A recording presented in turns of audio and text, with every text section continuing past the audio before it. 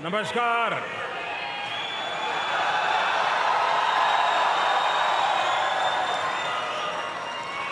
कैसे हैं आप सब?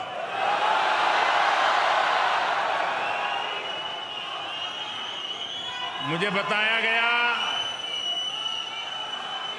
कि आप में से कई लोग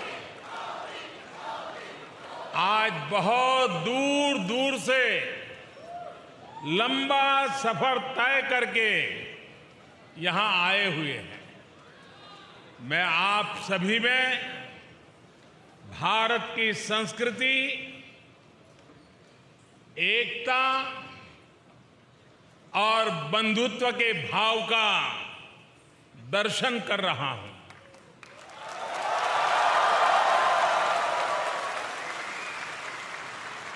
आपका ये स्नेह मैं कभी भूल नहीं सकूंगा।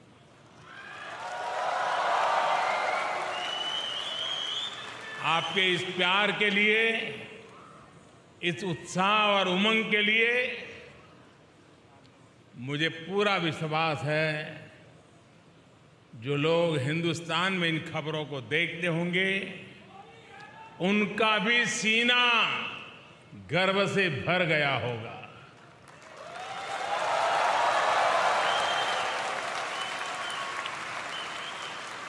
साथियों, आज का दिन एक और वजह से भी जाना जाता है। आज 26 जून है। जो डेमोक्रेसी हमारा गौरव है, जो डेमोक्रेसी हर भारतीय के डीएनए में है, आज से 47 साल पहले इसी समय उस डेमोक्रेसी को बंधक बनाने, डेमोक्रेसी को कुचलने का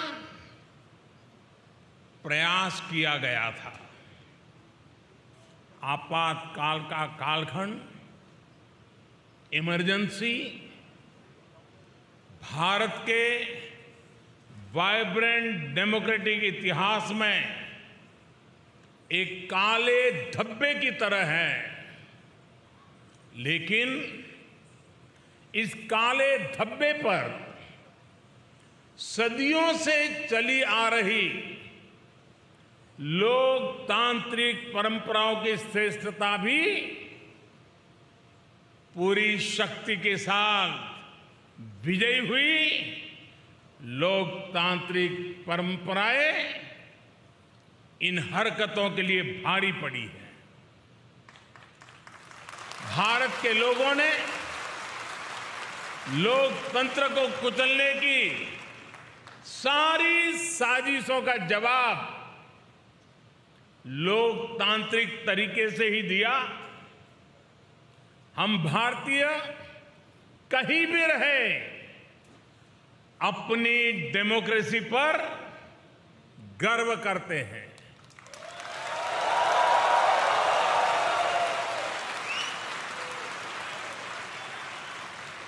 और हिंदुस्तानी गर्व से कह सकता है कि भारत मदर ऑफ डेमोक्रेसी है।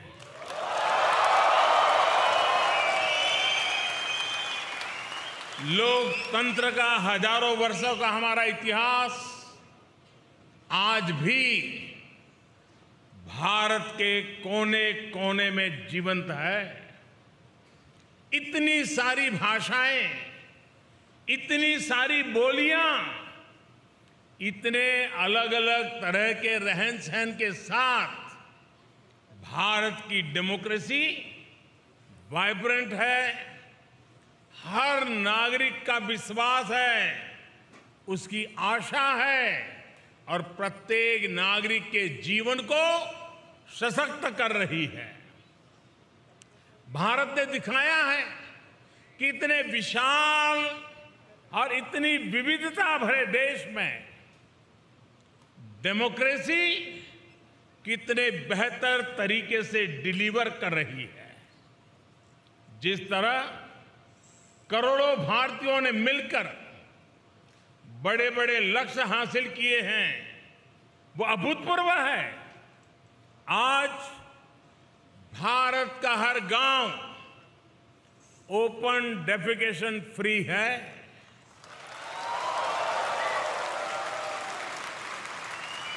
आज भारत के हर गांव तक बिजली पहुंच चुकी है।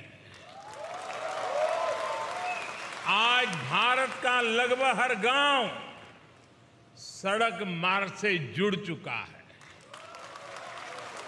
आज भारत के 99% से ज्यादा लोगों के पास क्लीन कुकिंग के लिए गैस कनेक्शन है। आज भारत का हर परिवार बैंकिंग व्यवस्था से जुड़ा हुआ है। आज भारत के हर गरीब को 5 लाख रुपए मुफ्त इलाज की सुविधा उपलब्ध है। कोरोना के इस समय में भारत पिछले 2 साल से 80 करोड़ गरीबों को मुफ्त अनाज सुनिश्चित कर रहा है। इतना ही नहीं, आज भारत में औसतन हर 10 दिन में, आज स्टार्टअप की दुनिया है ना, हर 10 दिन में एक यूनिकॉर्न बन रहा है। आज भारत में हर महीने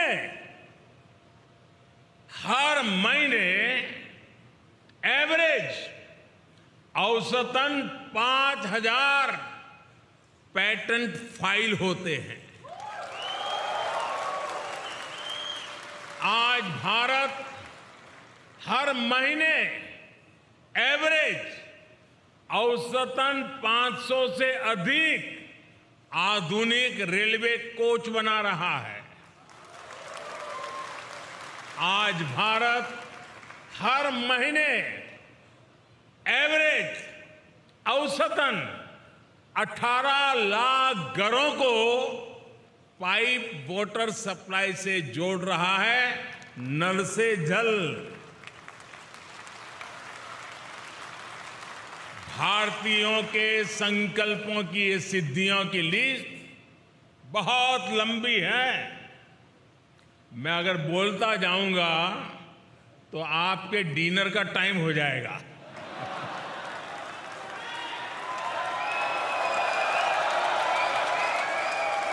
साथियों, कोई देश जब समय पर सही फैसले लेकर सही नीयत से सभी का साथ लेकर चलता है तो उसका तेजी से विकास होना निश्चित है। आप सभी इस बात से परिचित हैं कि पिछली शताब्दी में तीसरी औद्योगिक क्रांति का जर्मनी और अन्य देशों ने कितना लाभ उठाया। भारत उस समय गुलाम था और इसलिए वह इस दौड़ में भी बहुत पीछे रह गया। लेकिन आज 21वीं सदी का भारत चौथी औद्योगिक क्रांति में इंडस्ट्री 4.0 में पीछे रहने वालों में नहीं बल्कि इस औद्योगिक क्रांति का नेतृत्व करने वालों में से एक है।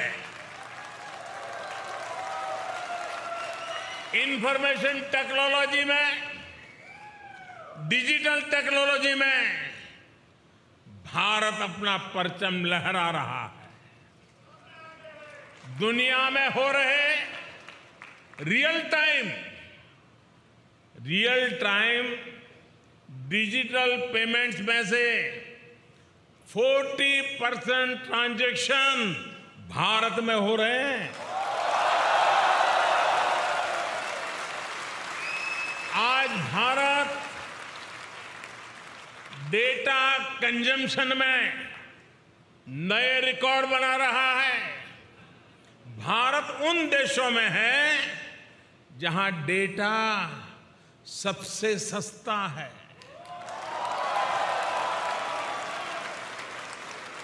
इक्कीसवीं सदी के नए भारत में लोग जितनी तेजी से नई टेक्नोलॉजी अपना रहे हैं वो किसी को भी हैरान कर सकती है। कोरोना वैक्सीन लगवाने के लिए वैक्सीनेशन सर्टिफिकेट पाने के लिए बनाए गए कोविन पोर्टल पर करीब 110 करोड़ रजिस्ट्रेशन हुए हैं।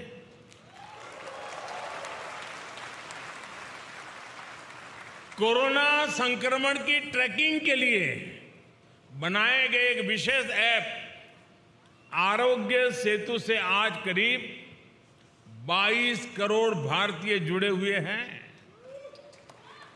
सरकार द्वारा खरीदारी करने के लिए बनाए गए गवर्नमेंट ई मार्केट प्लेस यानी जेम से करीब 50 लाख विक्रेता सेलर्स जुड़े हुए हैं।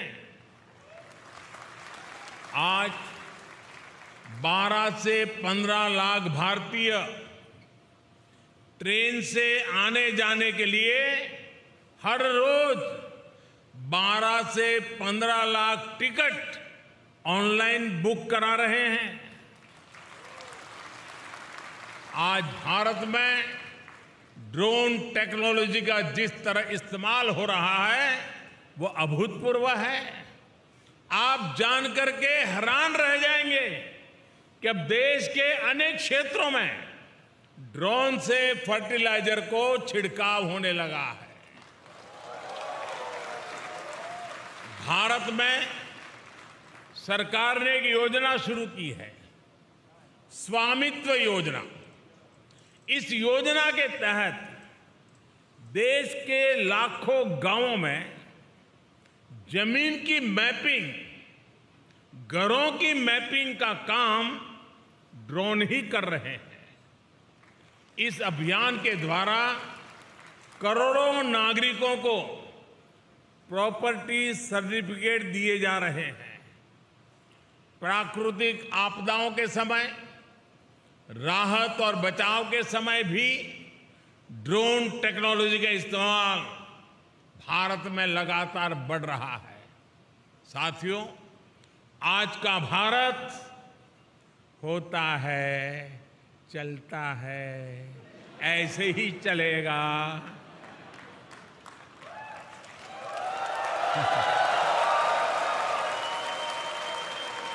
उस मानसिकता से बाहर निकल चुका है दोस्तों। आज का भारत की पहचान है, करना ही है और समय पर करना है। इस संकल्प के साथ हिंदुस्तान चल रहा है। भारत अब तत्पर है, तैयार है, अधीर है।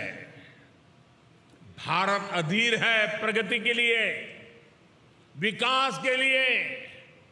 भारत अधीर है अपने सपनों के लिए, अपने सपनों को संकल्प के लेकर के सिद्धि तक पहुंचाने के लिए अधीर है।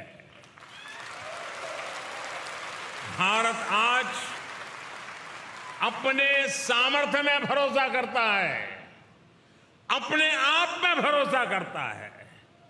इसलिए आज हम पुराने रिकॉर्ड तोड़ रहे हैं और नए लक्ष्य हासिल कर रहे हैं। आप किसी भी क्षेत्र में देखिए, मैं एक उदाहरण देता हूं आपको। भारत ने 2016 में तय किया था कि 2030 तक हमारी कुल बिजली उत्पादन क्षमता का 40% नॉन फॉसिल फ्यूल से होगा। अभी 2030 से हम 8 साल दूर हैं, लेकिन भारत ये लक्ष्य हासिल कर चुका है।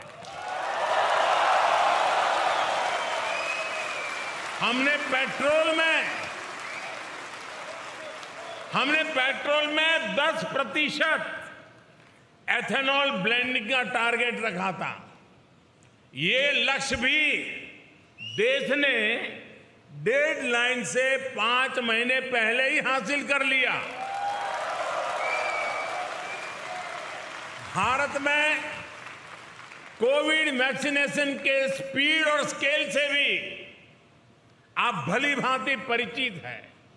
आज भारत में 90% एडल्ट्स को वैक्सीन की दोनों डोज लग चुकी है।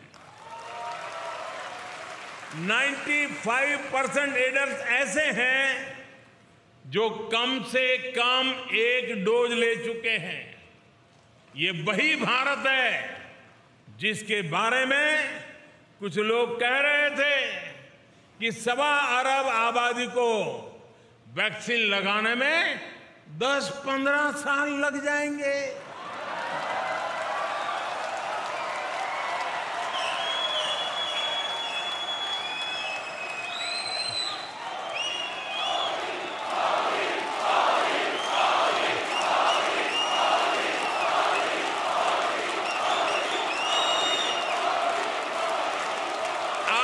जब मैं आपसे बात कर रहा हूं तो भारत में वैक्सीन डोज का आंकड़ा 196 करोड़ यानी 1.96 बिलियन को पार कर चुका है। मेड इन इंडिया वैक्सीन ने भारत के साथ ही दुनिया के करोड़ों लोगों की कोरोना से जान बचाई है। साथियों, मुझे याद है कि साल 2015 में जब मैं जर्मनी आया था तो स्टार्टअप इंडिया अभियान एक आइडिया के स्तर पर था, शब्द कान पे पड़ते थे। तब स्टार्टअप वर्ल्ड में भारत का कोई नाम निशान नहीं था, कोई जानता ही नहीं था। आज भारत में दुनिया का तीसरा सबसे बड़ा स्टार्टअप इकोसिस्टम है। एक समय था जब भारत साधारण से साधारण स्मार्टफोन भी बाहर से मंगाता था। आज भारत दुनिया का दूसरा सबसे बड़ा मोबाइल फोन मैन्युफैक्चरर है और अब भारत में बने मोबाइल दुनिया भर में जा रहे हैं।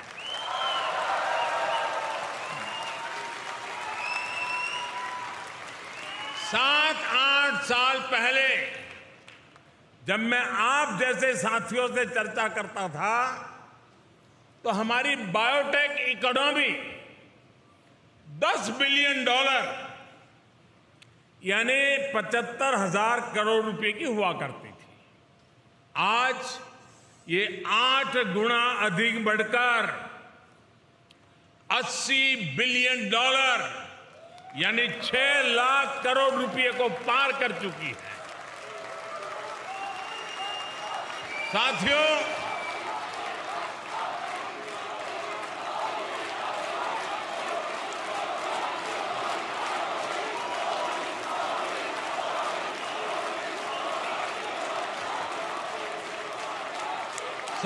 मुश्किल से मुश्किल हालातों में भी भारत के लोगों का हौसला ही हमारी सबसे बड़ी ताकत है।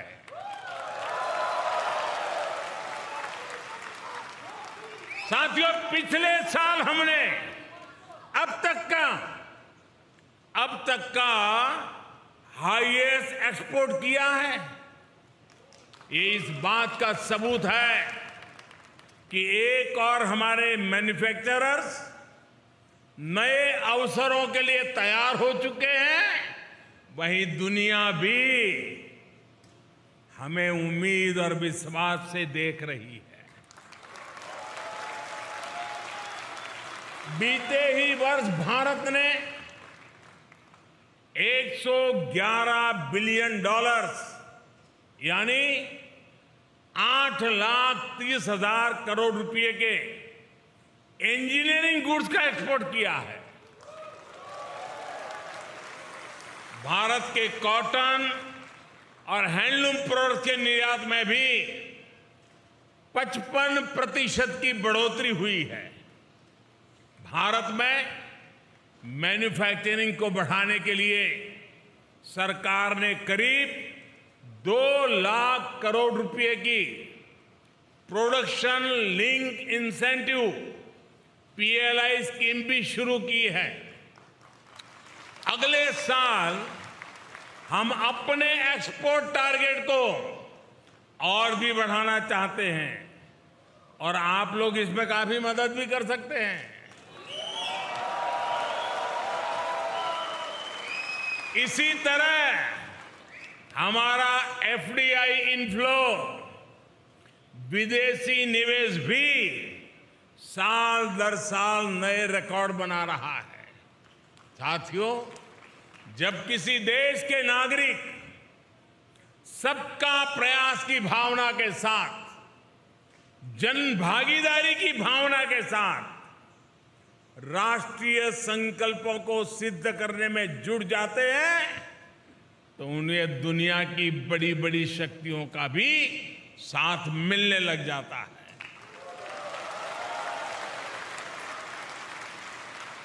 आज हम देख रहे हैं कि किस तरह दुनिया की बड़ी शक्तियां भारत के साथ कंधे से कंधा मिलाकर चलना चाहती है। अपने देशवासियों की संकल्प शक्ति से आज भारत प्रगति के पथ पर निरंतर आगे बढ़ रहा है। हमारे लोगों के संकल्पों से, उनकी भागीदारी से भारत के प्रयास आज जन आंदोलन बन रहे हैं। यही जो मुझे देश के भविष्य के लिए आश्वस्त करता है, भरोसा देता है।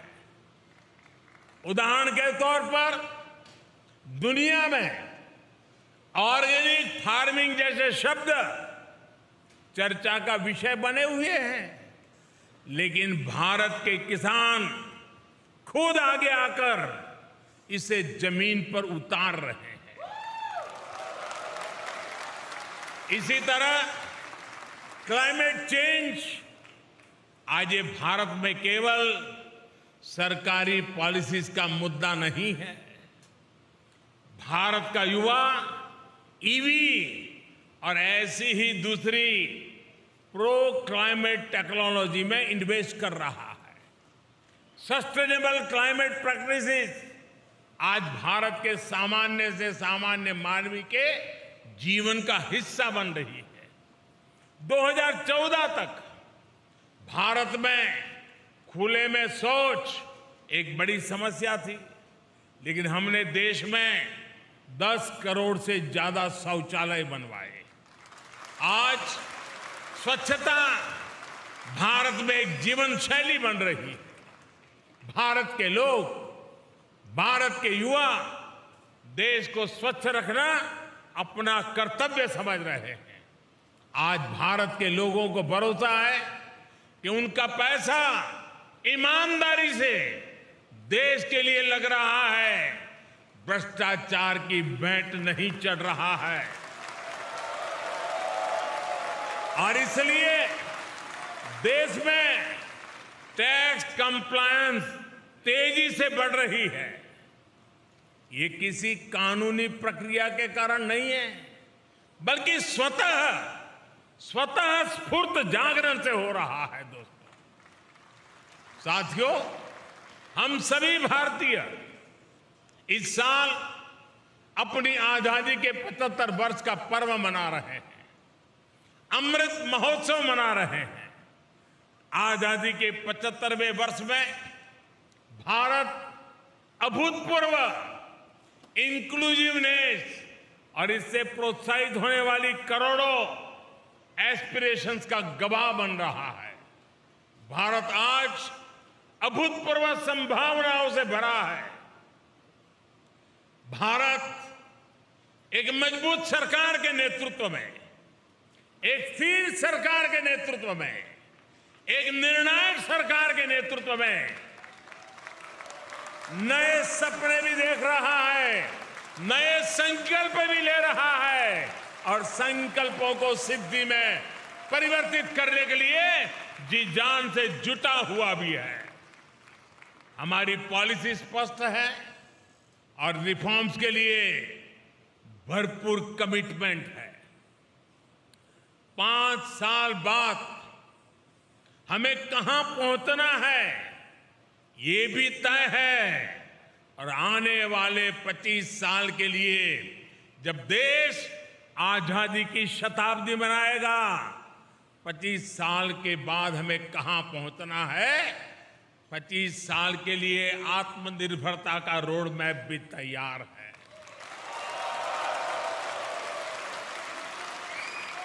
साथियों, वो दिन चले गए। साथियों, वो दिन चले गए जब दुनिया में कुछ होता था तो हम रोना रोते थे। भारत आज वैश्विक चुनौतियों का रोना रोने वाला देश नहीं है,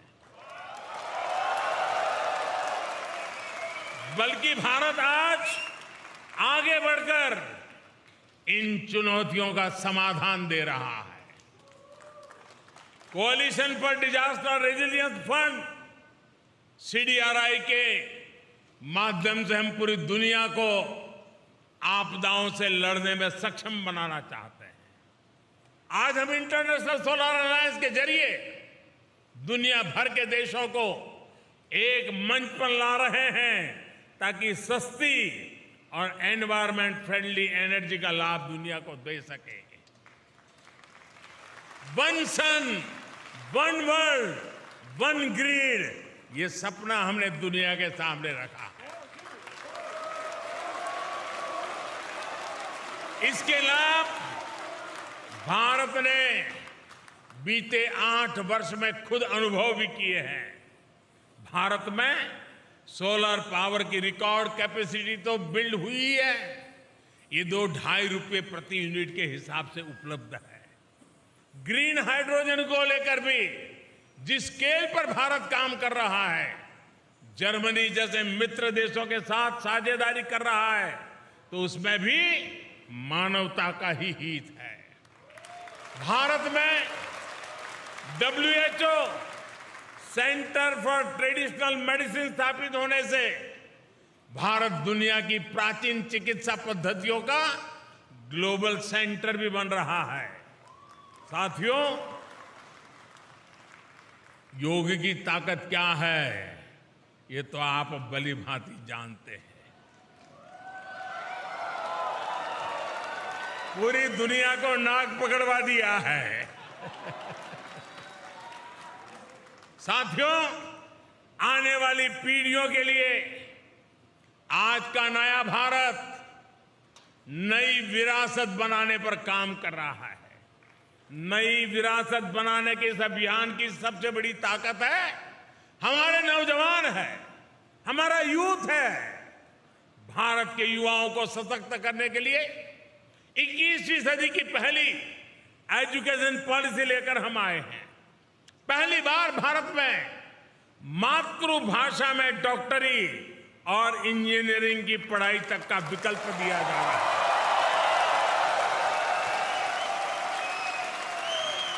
जर्मनी में रहने वाले आप सब लोग तो जानते हैं कि मातृभाषा में डॉक्टरी इंजीनियरिंग पढ़ने का कितना लाभ होता है। अब यही लाभ भारत के युवाओं को भी मिलेगा। नई एजुकेशन पॉलिसी में हायर एजुकेशन और रिसर्च के लिए ग्लोबल पार्टनरशिप पर भी बहुत अधिक फोकस है। इसका जिक्र आज मैं इसलिए भी कर रहा हूं क्योंकि इसमें जर्मनी के संस्थानों के लिए भी बहुत सारे अवसर बन रहे हैं।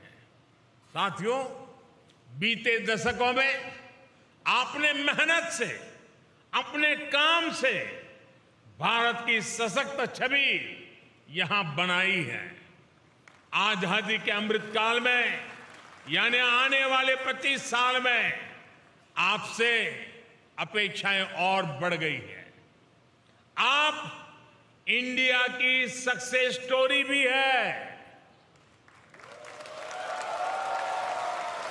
और भारत की सफलताओं के ब्रांड एम्बेसडर भी है। और इसलिए मैं आप सब साथियों को, विश्व भर में फैले हुए मेरे भारतीय भाइयों बहनों को हमेशा कहता हूं कि आप राष्ट्रदूत हैं। सरकारी व्यवस्था में 1-2 राजदूत होते हैं, मेरे तो करोड़ों राष्ट्रदूत हैं जो मेरे देश को आगे बढ़ाएंगे।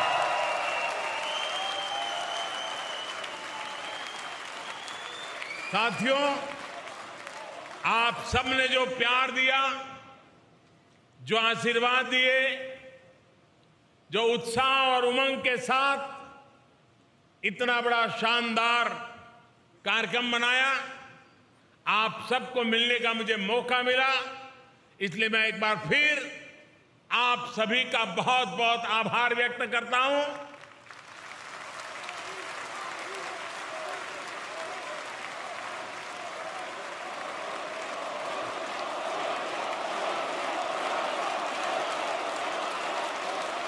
आप सब स्वस्थ रहिए, खुशखुशाल रहिए। भारत माता की, भारत माता की, भारत माता की। बहुत बहुत धन्यवाद।